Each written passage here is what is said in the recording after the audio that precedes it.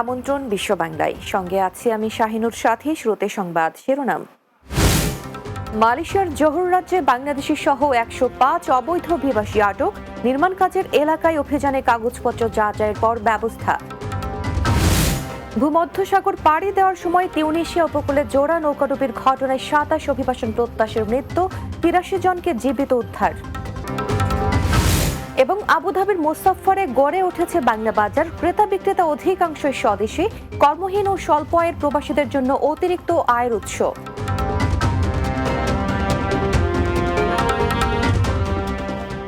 শুনছিলেন শিরোনাম, এবার বিস্তারিত। মালয়েশিয়ার জোহর রাজ্যে বাংলাদেশি সহ 105 অবৈধ অভিবাসীকে আটক করেছে দেশটির অভিবাসন বিভাগ। রাজ্যের মাসাইর একটি নির্মাণ বিল্ডিং এর পাশে অভিযান চালিয়ে তাদের আটক করা হয়। মালয়েশিয়া গ্যাজেটের এক খবরে বলা হয়েছে, জোহর রাজ্যের অভিবাসন বিভাগের পরিচালক মোহাম্মদ রুশদি মোহাম্মদ দারুস এক বিবৃতিতে জানান, নববর্ষের গভীর রাতে এ অভিযান চালানো হয়।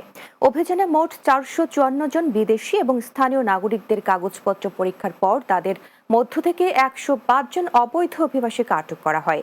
আটকদের মধ্যে 20 জন ইন্দোনেশিয়ান পুরুষ এবং 4 জন নারী, 16 জন মিয়ানমারের পুরুষ, 1 জন পাকিস্তানি পুরুষ এবং 64 জন বাংলাদেশের নাগরিক।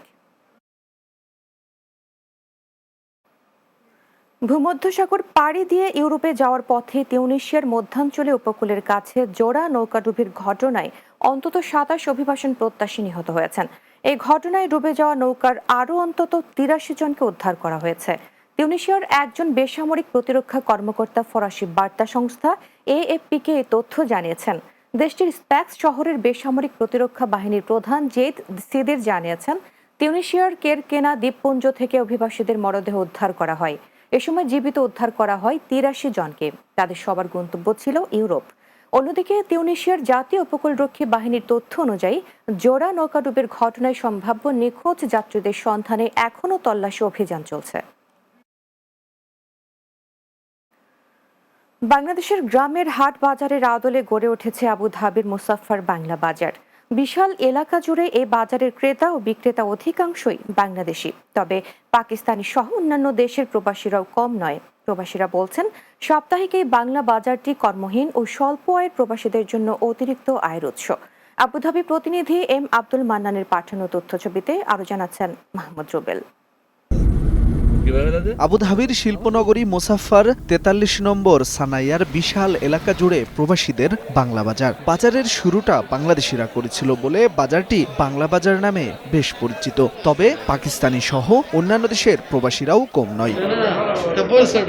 আমিরাতের সাপ্তাহিক ছুটি শনি ও রোববার, এই 2 দিন বাংলা বাজারটি বসে। শনিবার সকাল থেকে শুরু হয়ে রোববার রাত 10টা পর্যন্ত চলে বেচাকেনা। তবে অন্যান্য বিশেষ ছুটিতেও বাজারটি বসে। বাজারের ক্রেতা বিক্রেতারা অধিকাংশ বাংলাদেশি হলেও পাকিস্তানি, ইন্ডিয়ান, নেপালি ও আরবি ভাষাভাষী সুদানি ও মিশরীরাও কম নয়। বাঙালি ওনার বিভিন্ন কান্ট্রির মানুষ আমরা সামান্য কিনে লই যায় আর কি। ফ্রি ভিসা এখানে আসছি, আইসা বাংলা বাজারে আপনার পুরোনো সামানের ব্যবসা করতেছি। এই ব্যবসা করে মনে হয় যে মাসে 70-80 হাজার টাকা ইনকাম হইতেছে। তো এই চাকরির পাশাপাশি শনিবার রবিবার 2 দিন এক্সট্রা কাজ করি। এদের সরকার সুযোগ সুবিধা করে দিছে। এখানে সবকিছুই বেচা কিনে হয়, সবজি থেকে কাপড় এবং কসমেটিক হইতে অল এভরিথিং। আবুধাবির মিউনিসিপ্যালিটি নির্মিত বিশাল 2টি শেডে বসে এই বাজারটি। প্রতিটি শেডে 2 সারি করে নির্মাণ করা হয়েছে দোকানীদের জন্য খোলা স্টল। প্রতিটি স্টলে আছে ABCD সিরিজের সিরিয়াল নম্বর, আছে পর্যাপ্ত লাইটের ব্যবস্থা। দোকানের ভাড়া ও আনুষঙ্গিক খরচ তেমন না থাকাতে তুলনামূলক কম দামেই জিনিসপত্র পাওয়া যায় এখানে। তাজা শাকসবজি, ফলমূলের পাশাপাশি ইলেকট্রনিক্স জিনিসপত্র, হাঁড়ি পাতিল, কাপড়, জুতা, কম্বল, মুড়ি, বিস্কুট সহ প্রায় সকল জিনিস সুলভ মূল্যে পাওয়া যায়। তবে সম্প্রতি এই বাজারে মাছ, মাংস, জিন্দা হাঁস, মুরগি বেচাকেনা করতে নিষেধ করা হয়েছে। সামান 10 দিরহাম, ওয়াহিদ পান্তালুন, ওয়াহিদ টি-শার্ট 10 দিরহাম। هذا تفاح। बहुत सारे लोग इधर आते हैं, नेपाली भी आते हैं, बंगाली भी आते हैं और हर किस्म का आदमी, अरबी भी लोग आते हैं, मिस्री भी आते हैं। কম রেটে ফল ফ্রুট সবজির মধ্যে ভালো রেটে পাওয়া যায়। ক্রেতারা যেমন এখানে সুবিধা নিচ্ছে, বিক্রেতাও সুবিধা নিচ্ছে। ক্রেতারাও কম দামে শাক সবজি বিভিন্ন আইটেম এখানে পাচ্ছে। রেট জিনিস পাওয়া যায়, এগুলো আমরা हम इधर एंजॉय के लिए आए बंगाली मार्केट है मुसफ्फा के अंदर। দেশটির আইন কানুন মেনে বাংলা বাজারটি যেন দীর্ঘদিন টিকিয়ে রাখে প্রবাসীরা, এমন প্রত্যাশা ব্যবসায়ীদের। Mahmud Rubel, Bangla TV, news desk. বিশ্ব বাংলায় নিচ্ছি বিরতি, ফিরে আসার পর অন্যান্য সংবাদের সাথে আরো যা থাকছে। টাওয়ার হেমলেট বাড়ার বন্ধ রাস্তাগুলো অচিরেই খুলে দেওয়া হবে জানালেন কাউন্সিলের ক্যাবিনেট মেম্বার, মিলেছে আদালতের রায়।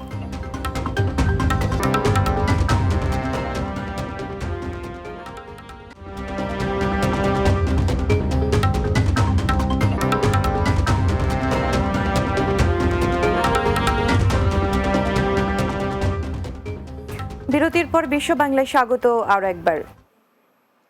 আদালতের রায় পেলেন mayor Lutfur Rahman. Tower hamlets বাড়ার বন্ধ রাস্তাগুলো অচিরেই খুলে দেওয়া হবে বলে জানিয়েছেন কাউন্সিলের cabinet member. London bureau chief Chowdhury মোরাদের প্রতিবেদনে বিস্তারিত।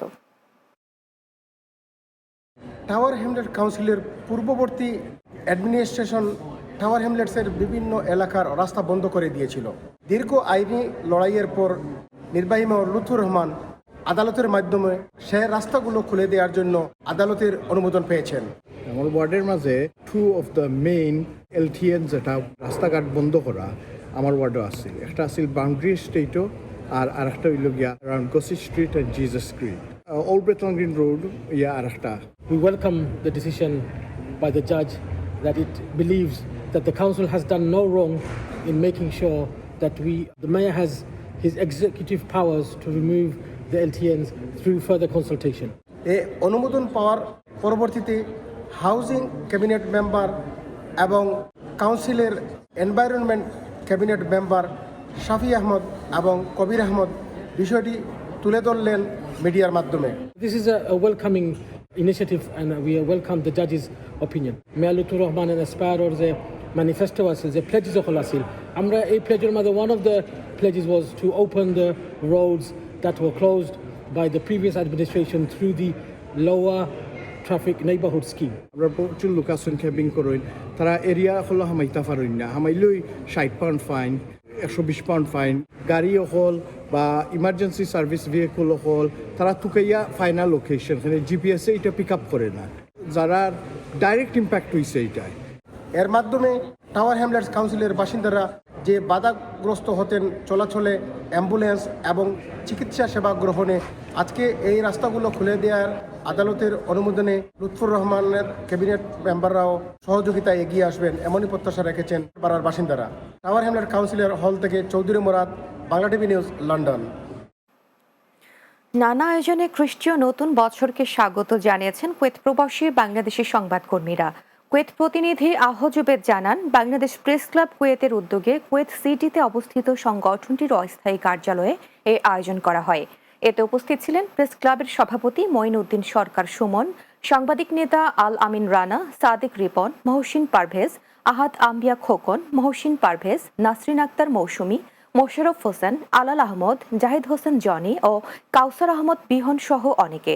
এ সময় নতুন বছরে প্রবাসী বাংলাদেশিদের স্বার্থ সংশ্লিষ্ট বিষয় নিয়ে বেশ কিছু কাজ করার পরিকল্পনার কথা জানান বক্তারা।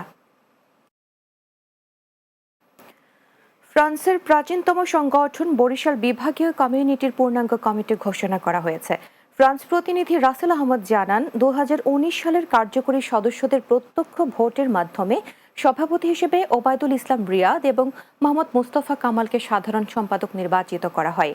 এনামুল হক খান স্বপনকে প্রধান উপদেষ্টা করে 2024-27 বছরের জন্য 171 সদস্য বিশিষ্ট পূর্ণাঙ্গ কমিটি ঘোষণা করা হয়। পরে আলোচনা সভায় বক্তব্য রাখেন সাইফুদ্দিন খান রিপন, সোহরাব হোসেন ভূঁইয়া, হাবিবুর রহমান হাবিব, নজরুল আলম ইকবাল, কামাল শিকদার, মহিউদ্দিন খান ওয়াদুদ, ফিরোজ খান, মোয়াজ্জেম হোসেন শেখ, শামীম আশিকুর রহমান চৌধুরী রাব্বি, শহীদুল ইসলাম, মারুফ ফয়সাল, ইসরাত জাহান লুসি, শফিকুল ইসলাম রাজ্জাক ও জাহিদুল ইসলাম সুমন সহ আরও অনেকে। বর্ণাঢ্য আয়োজনে খ্রিস্টীয় নতুন বছরকে বরণ করে নিয়েছেন মালয়েশিয়ার নাগরিকেরা। এতে স্বতঃস্ফূর্তভাবে অংশগ্রহণ করেন দেশটিতে অবস্থানকারী প্রবাসী বাংলাদেশি সহ বিভিন্ন দেশের অভিবাসীরাও। মালয়েশিয়া প্রতিনিধি মোহাম্মদ আরিফুজ্জামান জানান, 2024 সালের বিদায় লগ্ন বিকেল থেকেই 2025কে বরণ করতে রাজধানী কুয়ালালামপুর সহ বিভিন্ন স্থানে জড়ো হতে থাকেন হাজারো মানুষ। রাত 12:01 আতশবাজি প্রদর্শন ও হ্যাপি নিউ ইয়ার উচ্চারণের মাধ্যমে নতুন বছরকে স্বাগত জানান তারা। এ সময় আতশবাজির ঝলকানিতে পুরো কুয়ালালামপুরের আকাশ হয়ে ওঠে রঙিন।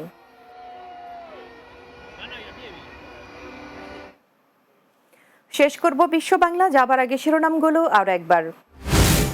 মালয়েশিয়ার জোহর রাজ্যে বাংলাদেশি সহ 105 অবৈধ অভিবাসী আটক, নির্মাণ কাজের এলাকায় অভিযানে কাগজপত্র যাচাইয়ের পর ব্যবস্থা। ভূমধ্যসাগর পাড়ি দেওয়ার সময় তিউনিসিয়া উপকূলে জোড়া নৌকাডুবির ঘটনায় 27 অভিবাসন প্রত্যাশীর মৃত্যু, 83 জনকে জীবিত উদ্ধার। আবুধাবির মুস্তাফারে গড়ে উঠেছে বাংলা বাজার, ক্রেতা বিক্রেতা অধিকাংশই স্বদেশী, কর্মহীন ও স্বল্প আয়ের প্রবাসীদের জন্য অতিরিক্ত আয়ের উৎস। এবং টাওয়ার হ্যামলেট বাড়ার বন্ধ রাস্তাগুলি অচিরে খুলে দেওয়া হবে জানালেন কাউন্সিলের ক্যাবিনেট মেম্বার, মিলেছে আদালতের রায়।